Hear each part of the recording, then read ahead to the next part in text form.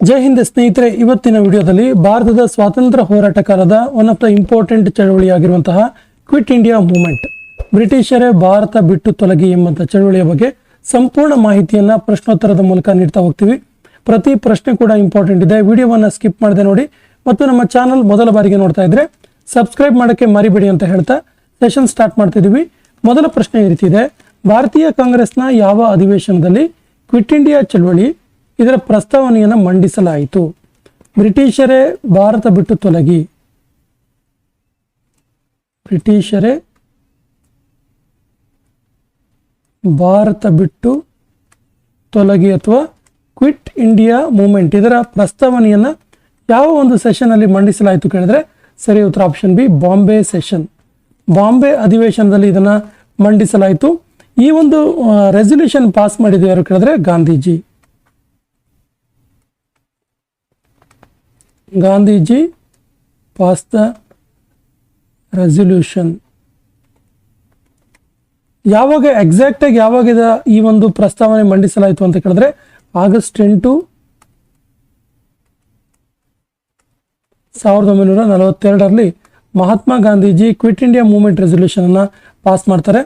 ಗಾಂಧೀಜಿಯವರು ಗವಾಲಿಯಾ ಟ್ಯಾಂಕ್ ಮೈದಾನದಲ್ಲಿ, ಎಲ್ಲಿದೆ ಇದು?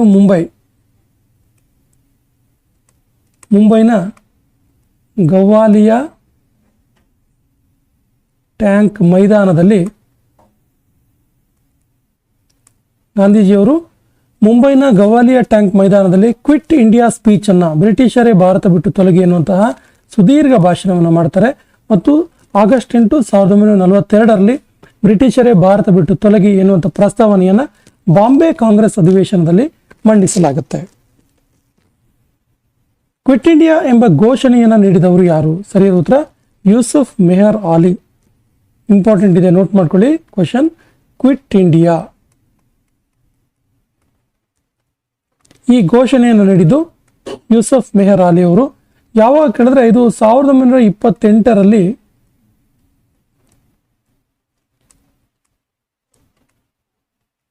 ಕ್ವಿಟ್ ಇಂಡಿಯಾ ಮೂವ್ಮೆಂಟ್ ಅನ್ನ 1942 ಅಲ್ಲಿ ನೀಡಲಾಯಿತು. ಈ ಘೋಷಣೆ ಕೊಟ್ಟಿದ್ದು ಯೂಸುಫ್ ಮೆಹರ್ ಅಲಿ.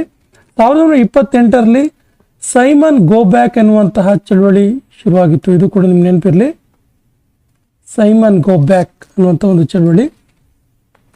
ಇನ್ನು ಸುಭಾಷ್ ಚಂದ್ರ ಬೋಸ್ ಅವರ ಬಗ್ಗೆ ಹೇಳೋದಾದ್ರೆ, ಸುಭಾಷ್ ಚಂದ್ರ ಬೋಸ್ ನೀಡಿರುವಂತಹ ಪ್ರಸಿದ್ಧ ಸ್ಟೇಟ್ಮೆಂಟ್ಗಳು ಯಾವುದು ಕೇಳಿದ್ರೆ ಸುಭಾಷ್ ಡೆಲ್ಲಿ ಚಲೋ. ಸುಭಾಷ್ ಚಂದ್ರ ಬೋಸ್ ಅವರ ಪ್ರಸಿದ್ಧ ಸ್ಟೇಟ್ಮೆಂಟ್ ಇದು, ಡೆಲ್ಲಿ ಚಲೋ. ಹಾಗೇನೆ ಜೈ ಹಿಂದ್, ಹಾಗೇನೆ ನೀವು ನನಗೆ ರಕ್ತವನ್ನು ಕೊಡಿ, ನಾನು ನಿಮಗೆ ಸ್ವಾತಂತ್ರ್ಯವನ್ನು ಕೊಡ್ತೀನಿ ಅನ್ನುವ ಸ್ಟೇಟ್ಮೆಂಟ್ ಕೂಡ ಸುಭಾಷ್ ಚಂದ್ರ ಬೋಸ್ ಅವರ ಸ್ಟೇಟ್ಮೆಂಟ್. ಇನ್ನು ನೆಹರು ಅವರು ಪ್ರಸಿದ್ಧವಾದ ಹೇಳಿಕೆಗಳನ್ನು ಕೊಡ್ತಾರೆ. ಪೂರ್ಣ ಸ್ವರಾಜ್,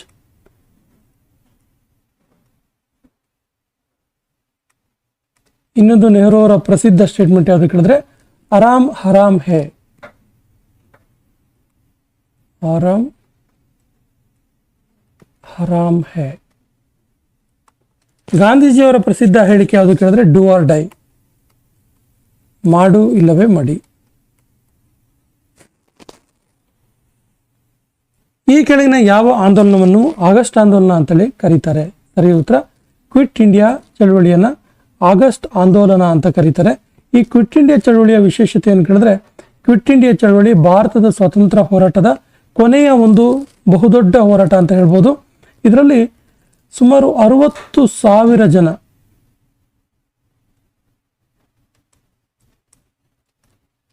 ಬಂಧನ ಆಗತ್ತೆ. ಹಾಗೇನೆ 1,000ಕ್ಕೂ ಹೆಚ್ಚು ಜನರ ಸಾವಾಗುತ್ತೆ. ಅಧಿಕ ಹೋರಾಟಗಾರರ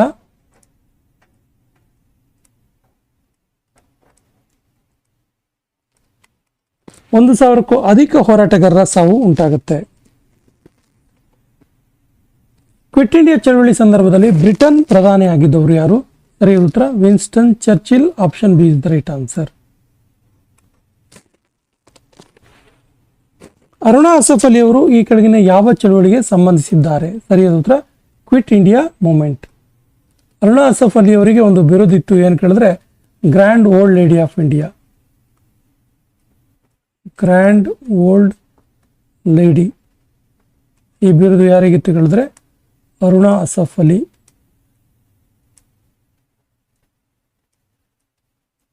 ಇನ್ನು ಮಾರ್ಲೆಮೆಂಟು ಸುಧಾರಣೆ ಬಗ್ಗೆ ಹೇಳೋದಾದ್ರೆ, ಮಾರ್ಲೆಮೆಂಟು ಸುಧಾರಣೆ 1909ರಲ್ಲಿ ಆದಂತಹ ಒಂದು ಸುಧಾರಣೆ.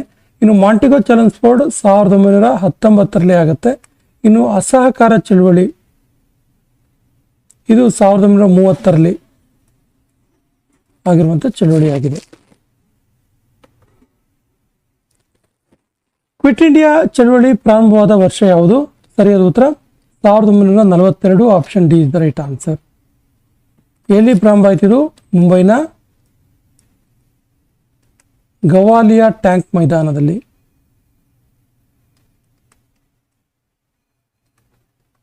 ಗವಾಲಿಯಾ ಟ್ಯಾಂಕ್ ಮೈದಾನದಲ್ಲಿ ಕ್ವಿಟ್ ಇಂಡಿಯಾ ಮೂವ್ಮೆಂಟ್ನ ರೆಸಲ್ಯೂಷನ್ ಪಾಸ್ ಆಗಿ ಇದು ಪ್ರಾರಂಭ ಆಗುತ್ತೆ ಅಲ್ಲಿಂದ.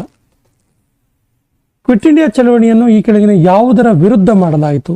ಸರಿಯಾದ ಉತ್ತರ ಕ್ರಿಪ್ಸ್ ಪ್ಲಾನ್ ವಿರುದ್ಧ ಮಾಡಲಾಯಿತು. ಇದ್ರ ಬಗ್ಗೆ ವಿವರವಾಗಿ ನೋಡ್ತಾ ಹೋದ್ರೆ, ಭಾರತಕ್ಕೆ ಡೊಮಿನಿಯನ್ ಸ್ಥಾನಮಾನವನ್ನು ಕೊಡುವ ಕುರಿತು ಕ್ರಿಪ್ಸ್ ಪ್ಲಾನ್ ಹೇಳುತ್ತೆ.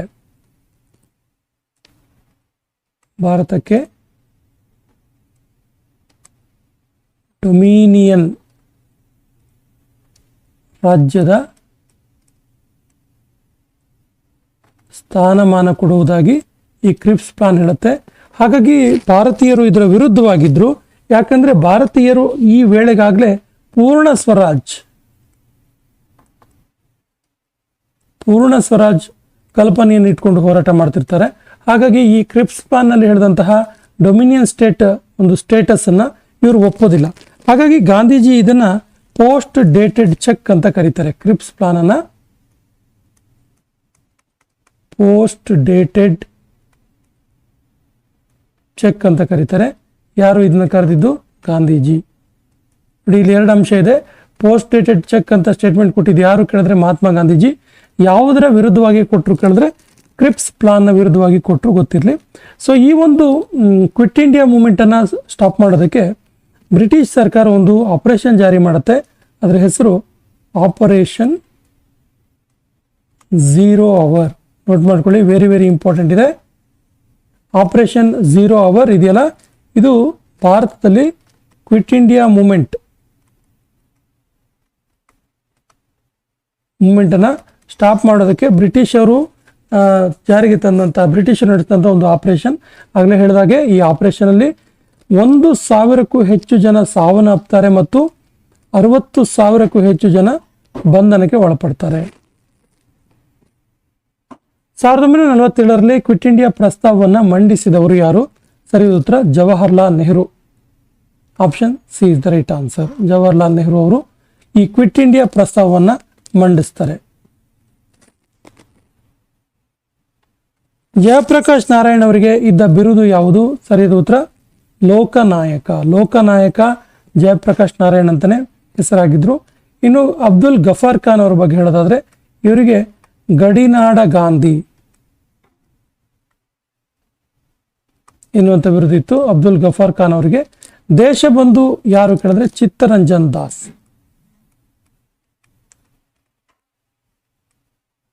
ಚಿತ್ತರಂಜನ್ ದಾಸ್ ಅವರಿಗೆ ದೇಶಬಂಧು ಎನ್ನುವಂಥ ಬಿರುದಿತ್ತು. ಇವರು ಸ್ವರಾಜ್ ಪಾರ್ಟಿಯನ್ನ ಸ್ಥಾಪನೆ ಮಾಡಿದ್ರು.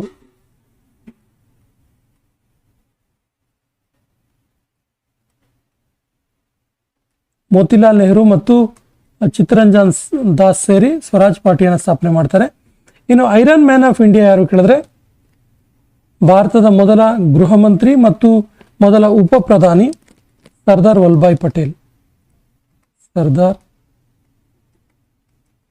ವಲ್ಲಭಭಾಯಿ ಪಟೇಲ್ ಇವರು ಐರನ್ ಮ್ಯಾನ್ ಆಫ್ ಇಂಡಿಯಾ, ಭಾರತದ ಉಕ್ಕಿನ ಮನುಷ್ಯ ಅಂತೇಳಿ ಹೆಸರಾದರು. ಸರ್ದಾರ್ ವಲ್ಲಭಾಯ್ ಪಟೇಲ್ ಅವರ ಬಗ್ಗೆ ಹೇಳೋದಾದ್ರೆ, ಇವರು 1931ರ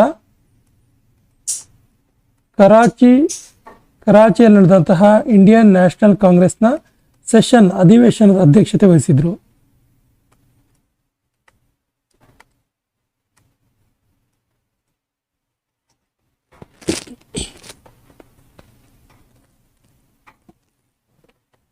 ಈ ಸೆಷನ್ ಕೊನೆಯ ಪ್ರಶ್ನೆ ಈ ರೀತಿ ಇದೆ. ಕ್ವಿಟ್ ಇಂಡಿಯಾ ಚಳವಳಿ ಸಂದರ್ಭದಲ್ಲಿ ಭಾರತದ ವೈಸ್ರಾಯ್ ಆಗಿದ್ದವರು ಯಾರು? ಸರಿಯಾದ ಉತ್ತರ option D, Lord Linlithgow. Lord Linlithgow ಭಾರತಕ್ಕೆ 1939ರಲ್ಲಿ ವೈಸ್ರಾಯ್ ಆಗಿ ಬಂದ ನಂತರ ಭಾರತದಲ್ಲಿ ಒಂದು ಯುದ್ಧಕ್ಕೆ, ದ್ವಿತೀಯ ಮಹಾಯುದ್ಧಕ್ಕೆ, ಎರಡನೇ ವಿಶ್ವಯುದ್ಧಕ್ಕೆ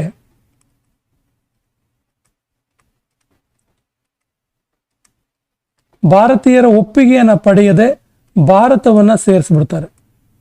ಭಾರತದ ಭಾಗಿತ್ವವನ್ನು ಒಪ್ಕೊಳ್ತಾನೆ. ಆದರೆ ಭಾರತೀಯರ ಪ್ರತಿನಿಧಿಗಳ, ಭಾರತೀಯ ಕಾಂಗ್ರೆಸ್ನ ಅಥವಾ ಭಾರತ ಹೋರಾಟಗಾರರ ಯಾರದೇ ಒಂದು ಒಪ್ಪಿಗೆಯನ್ನು ಪಡೆಯದೆ ಭಾರತ ಯುದ್ಧಕ್ಕೆ ಭಾಗಿಯಾಗೋದಕ್ಕೆ ಕಾರಣವಾಗ್ತಾನೆ ಲಾರ್ಡ್ ಲಿನ್ ಲಿತ್ಗೋ. ಹಾಗಾಗಿ ಭಾರತದಲ್ಲಿ ಕ್ವಿಟ್ ಇಂಡಿಯಾ ಮೂಮೆಂಟ್ ಬಹಳ ಜೋರಾಗಿ ಶುರುವಾಗುತ್ತೆ. ಆ ಸಮಯದಲ್ಲಿ ಮುಸ್ಲಿಂ ಲೀಗ್ ಇದನ್ನು, ಈ ಬ್ರಿಟಿಷರ ಈ ಒಂದು ನಡೆಯನ್ನು ಡಿವೈಡ್ ಆ್ಯಂಡ್ ರೂಲ್ ಅಂತ ಹೇಳ್ತಾರೆ. ಸ್ನೇಹಿತರೆ, ಇದಿಷ್ಟು ಕ್ವಿಟ್ ಇಂಡಿಯಾ ಮೂವ್ಮೆಂಟ್ ಬಗ್ಗೆ ಇರುವಂತಹ ಪ್ರಮುಖ ಪ್ರಶ್ನೆಗಳು. ನಮ್ಮ ಹಿಂದಿನ ವಿಡಿಯೋಗಳ ಲಿಂಕನ್ನು ಡಿಸ್ಕ್ರಿಪ್ಷನ್ ಬಾಕ್ಸಲ್ಲಿ ಹಾಕಿರ್ತೀವಿ. ನಮ್ಮ ಹಿಂದಿನ ವಿಡಿಯೋಗಳನ್ನು ನೋಡಿ ಮತ್ತು ನಮ್ಮ ಚಾನಲ್ ಮೊದಲ ಬಾರಿಗೆ ನೋಡ್ತಾ ಇದ್ರೆ ಸಬ್ಸ್ಕ್ರೈಬ್ ಮಾಡೋಕ್ಕೆ ಮರಿಬೇಡಿ ಅಂತ ಹೇಳ್ತಾ ಇವತ್ತಿನ ಸೆಷನ್ ಕಂಪ್ಲೀಟ್ ಮಾಡ್ತಾ ಇದ್ದೀವಿ. ಜೈ ಹಿಂದ್.